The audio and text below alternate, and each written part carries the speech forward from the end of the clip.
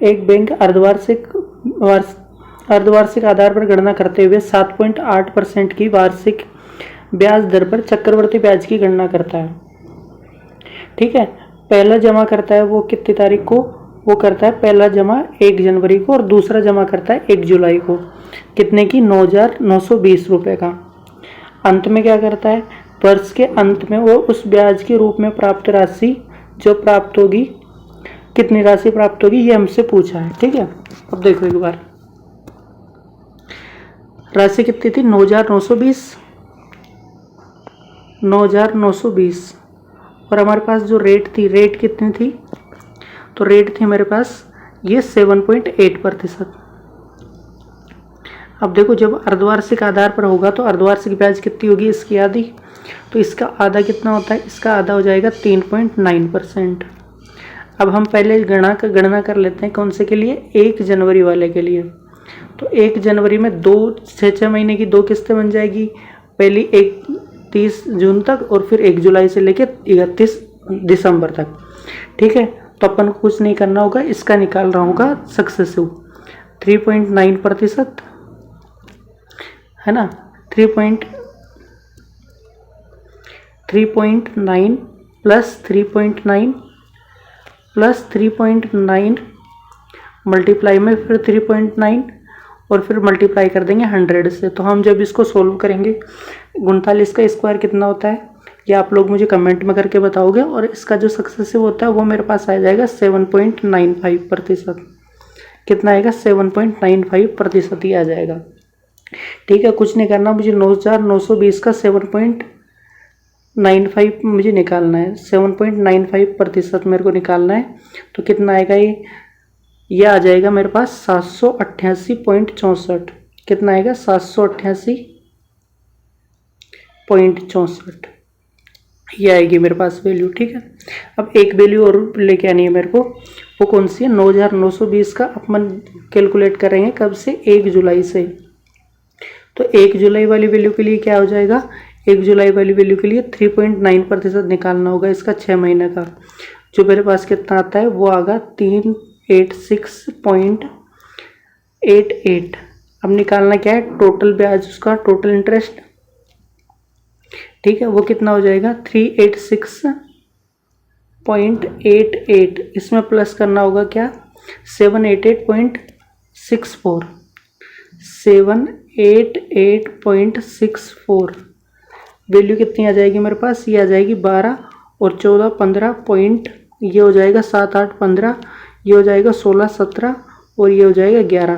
तो 1175.52, क्योंकि 1175.52 कौन सा आंसर है, तो मेरे पास ये आंसर हो जाएगा 1175.73 के आसपास। ठीक है, ऑप्शन नंबर ए करेक्ट है इसका।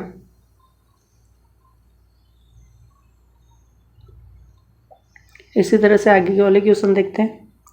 एक बैंक है जो 1.1% ब्याज दर पर चक्रवृद्धि ब्याज के रूप में गणना करता है, जबकि ब्याज वो अर्धवार्षिक के आधार पर संयोजित करता है। अर्धवार्षिक के आधार पर कहेगा तो इसका आधा होगा, आधा कितना होता है इसका, आधा हो जाएगा 0.55। ठीक है, 0.55% हो जाएगा।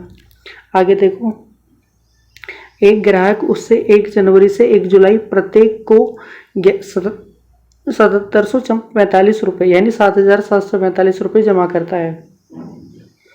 वर्ष के अंत में, जब वर्ष का अंत हो जाएगा तो ब्याज के रूप में उसे मिलने वाली राशि हमको निकालनी है 2 दशमलव स्थान तक। ठीक है, तो देखो 7,745 हमारी राशि है, 7,745 कितनी, पहले मैं निकाल लेता हूँ इसका 1 जुलाई वाले से, क्योंकि वो सीधा रहेगा। 1 जुलाई वाले से कितनी, 0.55% निकालना है इसका, कि 1 जुलाई के बाद में कितना ब्याज मिलेगा जो 1 जुलाई वाले जमा करेंगे उस पर। तो ये कितना आता है, ये आएगा मेरे पास कैलकुलेशन करने के बाद, तो क्या आएगा 42.59 रुपये, 42.59 रुपये। ठीक है, ये 9 है।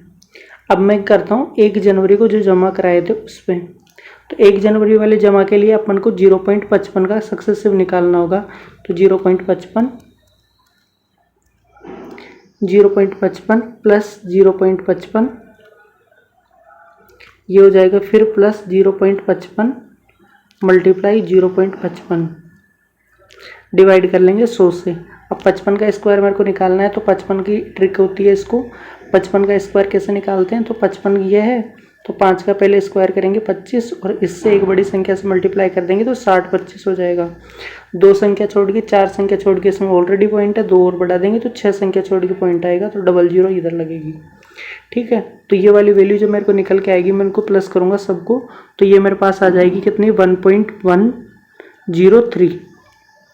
अब मेरे को 1 जुलाई वाली वैल्यू जो निकालूंगा मैं 7745 का कितना परसेंट निकालना होगा, 1.103%। ठीक है, क्योंकि इसके ऊपर 2 किस्तें लगेगी, एक तो जुलाई तक की और फिर 1 जुलाई के बाद दिसंबर तक की। ठीक है, तो 2 बार ब्याज मिलेगा, दोनों कंपाउंड होगा। इसकी जो वैल्यू निकल कर के आएगी मेरे पास, वो आ जाएगी कितनी, ये आ जाएगी 85.42। 85.42। ठीक है, और 85.42 में जोड़ना कितना पड़ेगा, तो ये जोड़ना पड़ेगा कितना 42.59। कितना 42.59 जोड़ना पड़ेगा, तो 42.59 मैं इसमें प्लस कर दूंगा, कितना आता है, तो ये मेरे पास आएगा कितना, इधर आ जाएगा 1 और फिर यहाँ पे 0 पॉइंट, ये हो जाएगा 8 और 12 128.01। 128.01 तो नहीं है, 3 है, आसपास वाली वैल्यू ले सकते हैं, तो ये वाली ले लेंगे। ठीक है, आगे देखो एक बैंक है, वो क्या करता है कि 7.4% की दर पर चक्रवृद्धि ब्याज की गणना करता है। अब 7.4 की चक्रवृद्धि ब्याज पर गणना कर लिया, जबकि ब्याज अर्धवार्षिक रूप से संयोजित होता है। जब अर्धवार्षिक रूप से संयोजित होगा तो रेट वैसे ही आधी हो जाएगी, तो आधी कितनी हो जाएगी, तो आधी हो जाएगी 3.7%। ठीक है, आगे देखो, एक ग्राहक को 1 जनवरी और 1 जुलाई में प्रत्येक को 8,022 रुपये जमा करता है। वर्ष के अंत में उसको ब्याज में मिलने वाली राशि हमको निकालनी पड़ेगी। ठीक है, देखो इसकी 2 किस्तें बनेगी, एक तो 1 जनवरी से मिलेगा जो ब्याज कितने तक, 1 जुलाई तक, और 1 जुलाई से कब मिलेगा, 1 दिसंबर तक।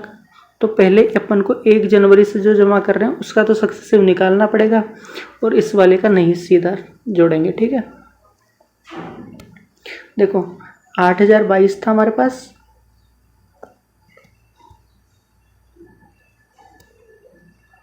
कितना था 8,022। इसका अब मेरे को निकालना है 1 जनवरी वाले के लिए। कौन से, 1 जनवरी वाले के लिए मेरे को निकालना है। तो 1 जनवरी वाले के लिए मेरे को 3.7 का क्या निकालना होगा, सक्सेसिव। तो मैं 3.7 का सक्सेसिव निकाल लेता हूँ पहले। ठीक है, प्लस 3.7 मल्टीप्लाई 3.7 डिवाइड कर देंगे कितने से, 1,000 से। यहाँ पे प्लस है। अब एक बार इसका स्क्वायर कैसे निकालेंगे, 37 का। 37 का स्क्वायर की ट्रिक है, पहले 7 का स्क्वायर करो, कितना होता है 49, फिर इसका स्क्वायर करो, कितने आते हैं 9। 3 का स्क्वायर 9 हो गया। 3 को जब 7 से गुणा करेंगे तो 21, 21 को 2 से गुणा करो 42 आ जाएंगे, और एक संख्या ये वाली छोड़ के इसको मल्टीप्लाई करना है, तो ये हो जाएगा 9, 6 और 13। 2 संख्या छोड़ के पॉइंट, 2 ये वो छोड़ जाएंगे, तो 13.69%। ठीक है, तो 7 पॉइंट कितने थे, 7.4। 7.4 में 1.3 जोड़ेंगे, तो ये मेरे पास जो वैल्यू निकल के आएगी ना, वो आएगी कितनी आएगी, ये आएगी मेरे पास 7.53%, है ना, 7.53 आएगा ये। देखो अब इसका 7.53% निकालना है मेरे को। 8,022 का 7.53%, तो ये वाली जो वैल्यू आएगी मेरे पास, वो निकल करके आ जाएगी सीधी सीधी 604.05। कितनी आएगी, 604.05। ठीक है, पहली वैल्यू मेरे पास ये आ गई। दूसरी वैल्यू मैं निकालूंगा कितने के लिए, 1 जुलाई के लिए ना। कितनी थी वैल्यू मेरे पास, 8,022। कितना परसेंट निकालना है इसका, 3.7%। 1 जुलाई के लिए तो सीधा सीधा निकलेगा, तो ये जो वैल्यू मेरे पास आएगी वो निकल करके आएगी कितनी, ये मेरे को पास निकल करके आएगी 296.81। ठीक है, यही वाली वैल्यू निकल करके आएगी। अब दोनों वैल्यूज को जोड़ लो, टोटल इंटरेस्ट मेरे को निकालना है। ठीक है, टोटल इंटरेस्ट निकालना है, तो कितना हो जाएगा 296.81 और इसमें मैं जोड़ूंगा कितना, इसमें 604.05 में जोड़ूंगा तो मेरे पास ये जो वैल्यू निकल करके आएगी ये आ जाएगी 680 फिर 0 फिर ये हो जाएगा 9, तो 900.86 मेरा आंसर हो जाएगा। 900.86 कौन सा आंसर है, 900 के आसपास, तो 900 के आसपास ऑप्शन नंबर डी है मेरा, तो डी करेक्ट हो जाएगा। ठीक है, एक ब्याज चक्रवृद्धि आधार पर रूप से संयोजित होता है तो किस वार्षिक दर पर उसका 15,625 की राशि 1 वर्ष और 6 महीने में 19,683 हो जाएगी। ठीक है, अब आप एक बात देखना कि 6 महीने की संयोजित हो रही है, कितने महीने की, 6 महीने में, और 1 साल और कितने महीने, 6 महीने, तो क्या टोटल किस्त 3 बन गई क्या, 3 बार कंपाउंड होगा टोटल। ठीक है, 3 बार कंपाउंड होगा तो क्या करेंगे, कितने थे, 9,683, 19,000 कितने थे, ये थे 683। ठीक है, और नीचे कितना था, ये था 15,625। ठीक है, देखो ऊपर की तरफ क्या आ रहा है, अमाउंट आ रहा है, नीचे की तरफ क्या आ रहा है, प्रिंसिपल आ रहा है। कितनी बार कंपाउंड हो रहा है, 3 बार कंपाउंड हो रहा है। तो आप बोलोगे कि सर इसका क्यूब कर देते हैं, क्या करते हैं, 1/क्यूब 1/3 कर देते हैं। तो ये मेरे पास आएगा, ऊपर वाला क्या है, 27 का क्यूब है, तो ऊपर आ जाएगा 27, और नीचे कितना है, 25 का क्यूब है, तो नीचे आ जाएगा 25। ठीक है, जितनी बार कंपाउंड हो रहा है उतनी 1/, में इसकी घात कर देंगे। ठीक है, पावर इसकी 1/, में कर देंगे। अब देखना कितना बढ़ रहा है, बढ़ कितना रहा है, तो आप बोलोगे कि सर 2 बढ़ रहा है, 2 बढ़ रहा है, 2 कितने पे बढ़ रहा है, 25 पे बढ़ रहा है। परसेंटेज में निकालने के लिए मल्टीप्लाई कर दो 100 से, तो 100% निकल के मेरे पास कितना आएगा, ये आ जाएगा 4, 4 दूनी 8%। ठीक है, कितना आ गया, 8% आंसर है। 8% कौन सा ऑप्शन है, डी ऑप्शन करेक्ट है इसका। ठीक है, आगे देखो क्वेश्चन नंबर 47। अमित ने समान धनराशि साधारण ब्याज और चक्रवृद्धि ब्याज जो वार्षिक रूप से संयोजित होता है पर निवेश कर दिया है। ठीक है, आगे क्या क्या है, दोनों धनराशियों के लिए निवेश की गई अवधि 2 वर्ष और 2 धनराशियों के लिए इस अवधि की समान दर कितनी थी, 4% थी, और वर्ष के अंत में क्या हो गया, वर्ष के अंत में उसके प्राप्त हुए ब्याजों का अंतर कितना था, 44%, तो प्राप्त हुई धनराशि निकाल दी है। ठीक है, देखो 2 साल के लिए ऐसा ही कितना हो जाएगा, 2 ईयर के लिए ऐसा ही निकालना है मेरे को, तो कितना हो जाएगा, 4, 4 दूनी 8, तो 8% हो जाएगा। अब 2 ही साल के लिए मेरे को निकालना है CI, क्या निकालना है, CI निकालना है, तो CI क्या, इफेक्टिव रेट निकालनी पड़ेगी, तो 4% प्लस 4% प्लस 4 गुणा 4, क्या निकाल रहा हूँ मैं, 2 साल के लिए सक्सेसिव निकाल रहा हूँ। ठीक है, यहाँ पे लगा दूंगा परसेंटेज, कितनी हो जाएगी, 8.16%, क्या हो जाएगा, 8.16%। दोनों का जब मैं डिफरेंस निकालूंगा, डिफरेंस किन किन का निकालना पड़ेगा, इन दो, इसका और इसका डिफरेंस जब मैं निकालूंगा तो मेरे पास क्या आएगी, वैल्यू मेरे पास आ जाएगी 0.16%। और ये आया है अंतर, और 0.16% किसका अंतर है, कितने का अंतर है, 44 का अंतर है, तो ये वैल्यू आ जाएगी 44% की। और मेरे को 100% की वैल्यू निकालनी है, तो 100% की वैल्यू क्या आ जाएगी, 100% की वैल्यू मेरे पास आएगी, 44 को डिवाइड कर देंगे 0.16 से और मल्टीप्लाई कर देंगे 100 से, तो मेरे पास जो वैल्यू निकल करके आएगी वो आएगी 27,500। ठीक है, 27,500 निकल करके आएगी मेरे पास वैल्यू। ठीक है, 27,500 ऑप्शन नंबर डी करेक्ट है।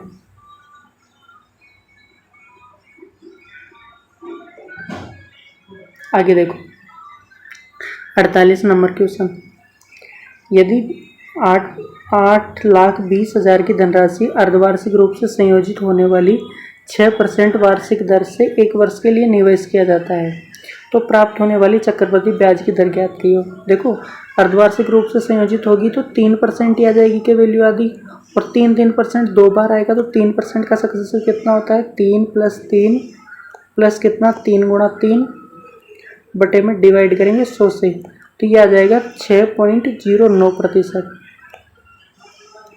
ठीक है। अब मैं इसका क्या निकालूंगा, चक्रवर्ती ब्याज निकालूंगा। तो ये चक्रवर्ती ब्याज निकालने के लिए क्या करेंगे, कितना था 820,000 यानी 8,20,000, इसको मल्टीप्लाई कर देंगे 6.09 से और 6.09% यानी 100 से मल्टीप्लाई। अब देखो 2 जीरो से यहाँ से 2 जीरो कट गई, यहाँ की 2 जीरो से यहाँ की 2 जीरो कट गई। अब जो मेरे पास वैल्यू निकल करके आएगी वो आएगी 39,938। 39,938 कौन सा ऑप्शन है, 49,938। ये कौन सा ऑप्शन है, ये ऑप्शन है मेरे पास ए। ठीक है, देखो मोहन 5,000 की राशि, मोहन क्या करता है 5,000 की राशि और वरुण क्या करता है 9,000 की राशि। कितने की, 9,000 की राशि चक्रवर्ती ब्याज की साधारण समान दर पर निवेश कर देते हैं। अब क्या करते हैं आगे, 3 वर्ष के अंत में वरुण को मोहन से 480 रुपये अधिक ब्याज मिलता है। तो वार्षिक ब्याज की दर ज्ञात करनी प्रतिशत में। ठीक है, कुछ नहीं करना, पहले दोनों का SI निकाल लेना। इसका SI ज़्यादा आएगा, इसका SI कम आएगा। ठीक है, निकालो डिफरेंस, डिफरेंस निकाल लेते हैं ना। डिफरेंस निकालने के लिए अपन क्या करेगा, 9,000 को 3 साल के लिए, देखो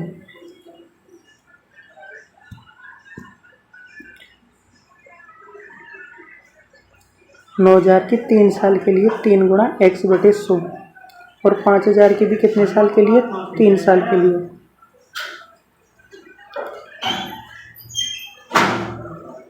कितनी वैल्यू आएगी मेरे पास, 480। ठीक है, अब देखो अंतर निकालना है अपने को, कुछ नहीं करना, 2 जीरो से 2 जीरो काटते रहो। यहाँ पे भी 2 जीरो से 2 जीरो काटेगी। शुरू में जो वैल्यू आएगी ना, ये आ जाएगी 270x जब 90 को 3 से गुणा करेंगे। इधर कितनी आ जाएगी, ये आ जाएगी 150x इक्वल टू 480। 120 की वैल्यू कितनी आई, इन दोनों का डिफरेंस कितना आ जाएगा, 120x। 120x की वैल्यू कितनी, 480। अब इन दोनों को काटूंगा मैं, तो मेरे पास x की वैल्यू निकल करके आएगी ना, वो आएगी 4% यानी 12 चौक 48। तो 4% इसकी आंसर आ जाएगा। ऑप्शन नंबर बी करेक्ट है इसका।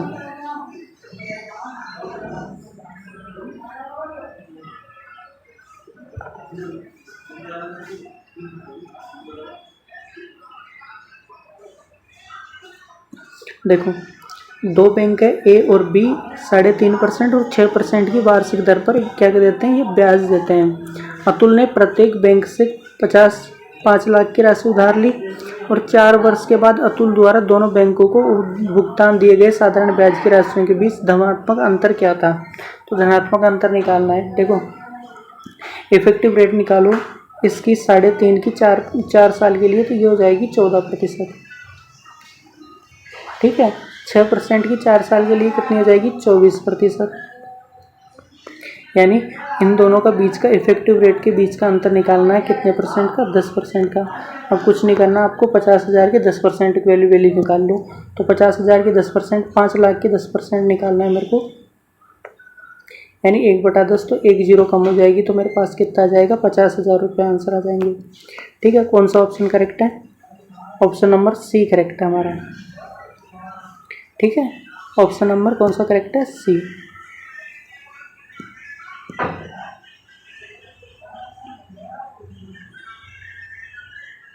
एक धनराशि पर 16% की ब्याज, 16% की वार्षिक दर पर साधारण ब्याज और वार्षिक ब्याज के बीच चक्रवर्ती ब्याज का अंतर कितना है, 7,997।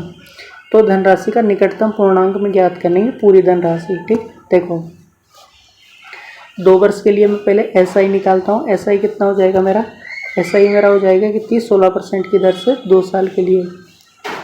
क्या निकाल रहा हूँ, SI निकाल रहा हूँ। तो 2 साल के लिए कितना हो जाएगा, गुणा 2 करेंगे तो 32% हो जाएगा ये। ठीक है, इसके बाद मैं CI निकालता हूँ। CI में क्या करनी पड़ेगी, 16% की सक्सेसिव निकालना पड़ेगा। ठीक है, प्लस 16 गुणा 16 मल्टीप्लाई में 100। देखो ये हो जाएगा 32 प्लस 2.56% है ना। अब 32 यहाँ पे भी है, 32 यहाँ पे भी, तो ये तो कट ही जाएगा। तो 2.56% की वैल्यू कितनी आ गई, 2.56% की वैल्यू 797 आ गई। ठीक है, 100% की वैल्यू मेरे को निकालनी है। तो क्या वैल्यू आ जाएगी, ये वैल्यू आ जाएगी 7, 9, 7 को डिवाइड कर देंगे 2.56 से, मल्टीप्लाई कर देंगे 100 से। ठीक है, तो जो मेरा आंसर निकल करके आएगा वो कितना आएगा, तो वो मेरे पास निकल करके आएगा 31,132। ठीक है, ये मेरे पास निकल करके आएगा। कौन सा ऑप्शन है 31,132? बी ऑप्शन करेक्ट है ना, बी ऑप्शन के आसपास है तो बी ऑप्शन करेक्ट है।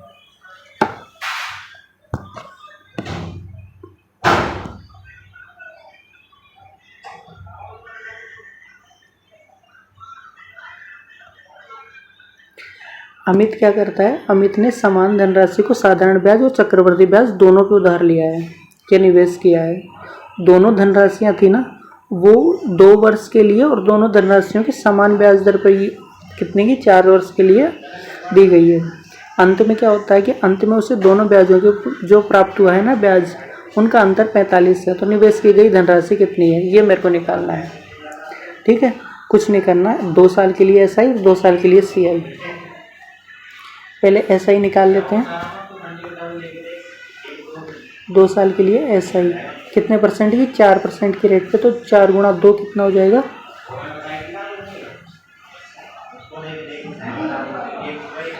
8%।